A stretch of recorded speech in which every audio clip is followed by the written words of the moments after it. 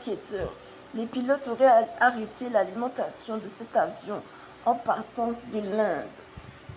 Nous avons étudié une population de l'Inde dans la Caraïbe qui vient de la vraie Inde, avec l'océan Pacifique et tout, l'Inde. Pas les Amérindiens, les Indiens, les Indiens de l'Inde.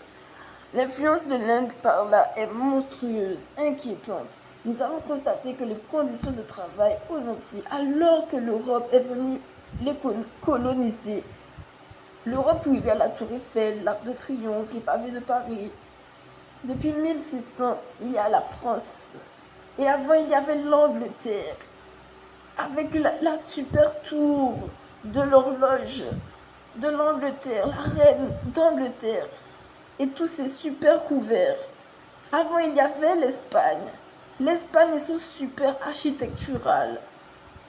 Or, ce qu'on a constaté aux Antilles aujourd'hui, après l'esclavagisme, c'est qu'il n'y a rien. Les routes sont cassées, les meubles, l'architecture, tout est cassé. On ne peut rien avoir là-bas et on s'est posé la question si l'Inde n'avait pas repris trop de monopole ici. Il y a l'Inde ici. On sait que l'Inde a une mauvaise méthodologie de travail. Parfois, ils sont assis par terre.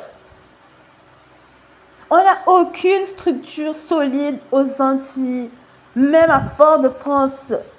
Pourquoi on a l'impression que quelqu'un est plus haut que Peter?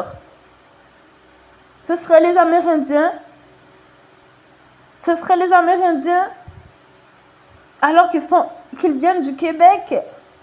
Ils viennent du Canada, l'endroit de l'école.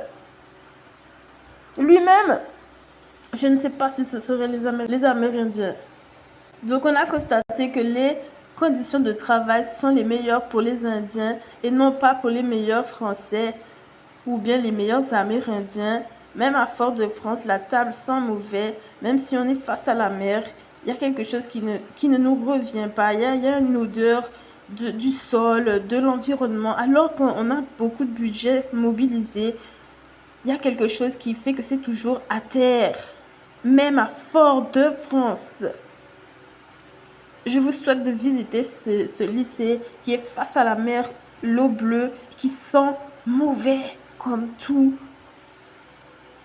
Alors on s'est posé la question avec cet accident de savoir si ça nous a confirmé notre théorie que les Indiens ont trop de pouvoir dans l'histoire des Antilles, dans l'histoire de l'influence internationaliste aujourd'hui.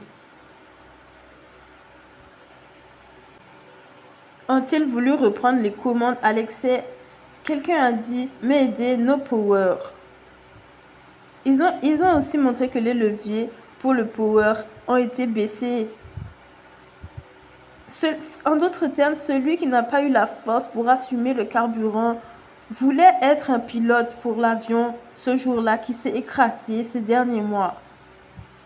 Alors au cas où tout est cohérent dans cette théorie, je souhaite à la population de l'Inde d'assumer aujourd'hui qu'ils ne sont pas les chefs de l'humain, les chefs de l'économie internationaliste, les chefs de Pointe-à-Pitre, qui viennent de Peter. Les chefs de Pointe-à-Pitre qui ne sont pas les chefs du 9710 et compagnie, de baisser dans l'ego et tout ça, d'admettre qu'ils n'ont pas le système dans leurs mains et d'aller revoir ça avant de recomposer encore. C'est ce que je leur conseille pour éviter cette théorie qui tient debout malheureusement.